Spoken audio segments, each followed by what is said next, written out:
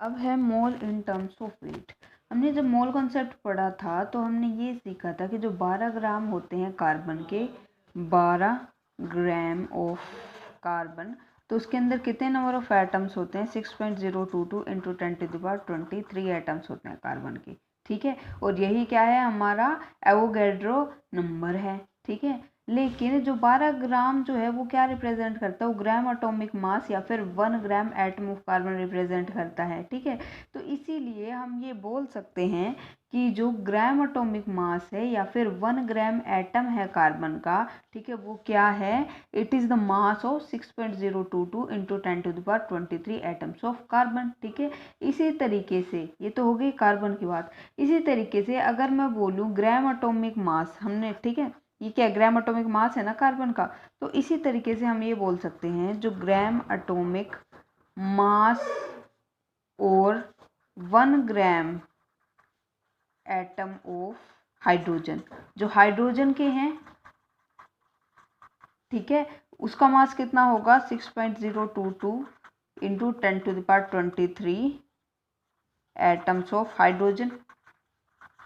ठीक है, मतलब क्या है? ग्राम एटॉमिक मास या फिर 1 ग्राम एटम ऑफ हाइड्रोजन है जो, ठीक है, वो कितना, उनका जो मास है टोटल वो कितना है? 6.022 इंटू 10⁻23। उसके अंदर क्या है? हाइड्रोजन एटम्स प्रेजेंट हैं। ठीक है, हाइड्रोजन। ओके, तो इसीलिए हम ये बोल सकते हैं कि जो ग्राम एटॉमिक मास या फिर 1 ग्राम एटम है वो क्या है? वो मास है 6.022 इंटू 10⁻23 एटम्स का। ठीक है, या फिर हम उसको जो 6.022 इंटू 10⁻23 है उसको 1 मोल एटम्स बोल सकते हैं। ठीक है, जिस भी एलिमेंट की हम बात कर रहे हैं।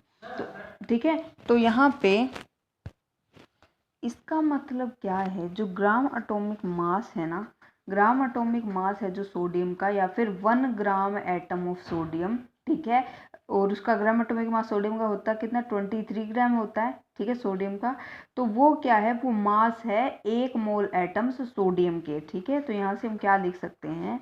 Gram atomic mass of sodium, या फिर इसको 1 ग्राम एटम ऑफ सोडियम भी लिख सकते हैं, 1 ग्राम एटम ऑफ सोडियम। ठीक है, या फिर हम ये लिख सकते हैं 23 ग्राम ऑफ सोडियम। ठीक है, ये क्या है? उसका ग्राम एटॉमिक मास ही तो है 23 ग्राम ऑफ सोडियम। वो क्या है? It is the mass of 1 mole atoms, mass of 1 mole atoms of sodium. ठीक है, बहुत सिंपल है। तो इसकी वजह से हम यहाँ से क्या लिख सकते हैं? जो ग्राम एटॉमिक मास है, ग्राम एटॉमिक मास, ठीक है, या फिर जो 1 ग्राम एटम है जो, ठीक है, 1 ग्राम एटम है किसी चीज़ के, तो वो किसके इक्वल है? यहाँ से वो इक्वल हैं 1 मोल ऑफ एटम के। ठीक है, और 1 मोल एटम किसके इक्वल होता है? 6.022 इंटू 10⁻23 एटम्स के इक्वल। ठीक है, ओके, अभी हम ग्राम मोलिकुलर मास देखेंगे, ग्राम मोलिकुलर मास देखेंगे in terms of mole. Okay,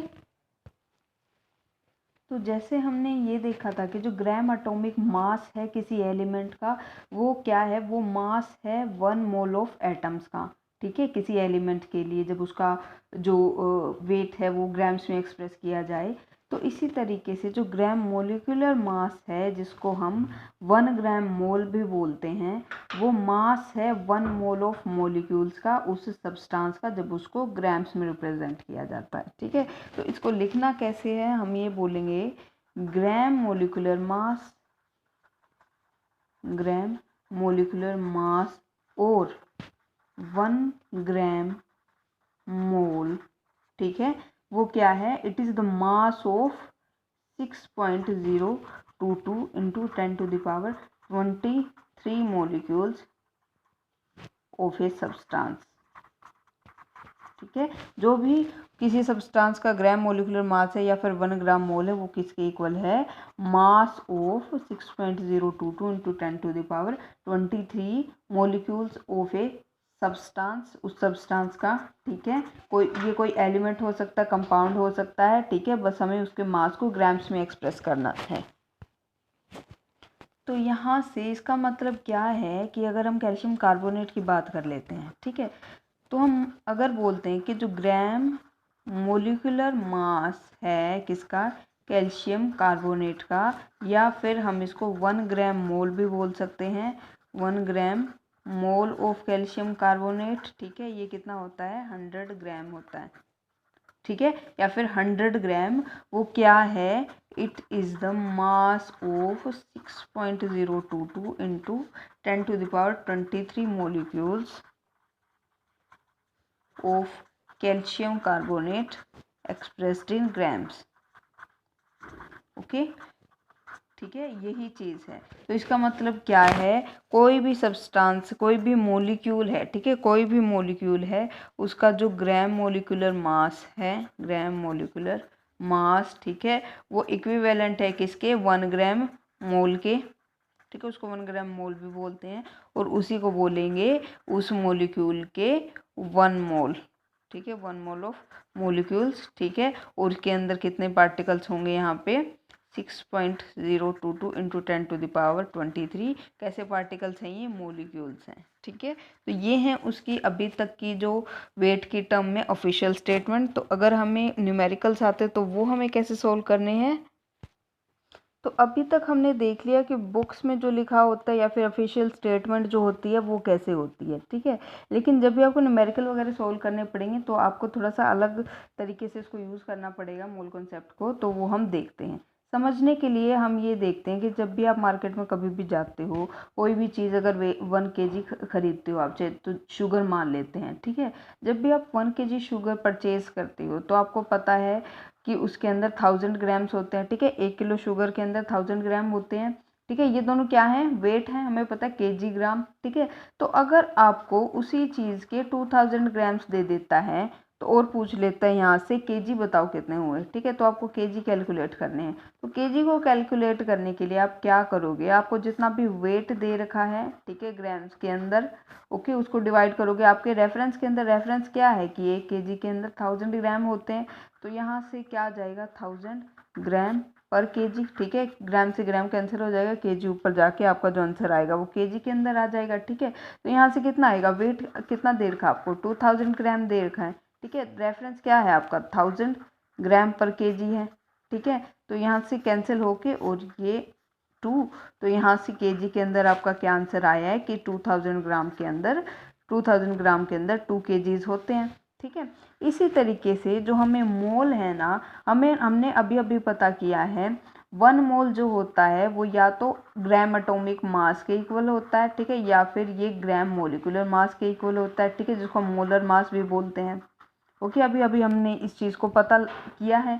तो जो हमें नंबर ऑफ़ मोल्स अगर निकालने हो, ठीक है, अगर आपको नंबर ऑफ़ मोल्स पूछ रखे हैं, ठीक है, कोई वेट दे रखा है और आपको नंबर ऑफ़ मोल्स पूछ रखे हैं, तो आप क्या करोगे, वैसे ही जो वेट दे रखा है उसको डिवाइड करोगे आपके रेफरेंस से। वेट यहाँ पे लिखेंगे, वेट दे रखा है, चाहे तो कोई एटम दे रखा है तो उसका वेट, कोई मोलिक्यूल दे रखा है तो मोलिक्यूल का वेट, ठीक है, या फिर कोई भी सब्सटेंस दे रखा आयन वगैरह कुछ भी तो उसका वेट, ठीक है। डिवाइड किससे करोगे, आपके रेफरेंस से। रेफरेंस क्या है, हमें पता है 1 मोल के अंदर एटॉमिक मास या फिर मोलिकुलर मास होता है, ठीक है, इतना वेट होता है। तो यहाँ से जो रेफरेंस है उससे हमें डिवाइड करना है, ठीक है। एटम है तो लेंगे एटॉमिक मास, ठीक है, और मॉलिक्यूल है तो यहाँ पे लेंगे मॉलिकुलर मास या फिर मोलर मास भी जिसको बोलते हैं।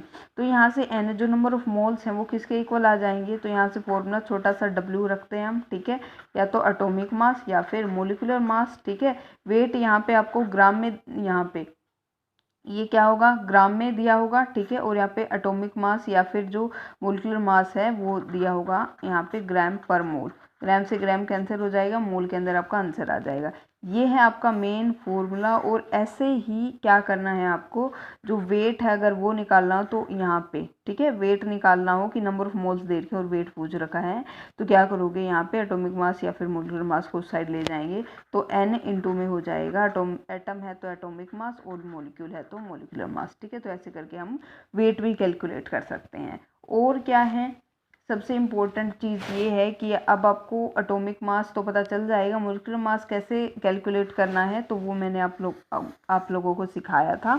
ओके, तो अभी देखिए, अगर अब इसके अंदर थोड़ा सा सेम सा सिस्टम है। कैसे, अगर आप बोल देते हैं 1 kg table salt, 1 kg table salt, तो उसके अंदर कितने ग्राम आएंगे, 1000 ग्राम आएंगे, ठीक है, 1000 ग्राम ऑफ NaCl आ जाएंगे। टेबल सोल्ट क्या होता है, NaCl होता है।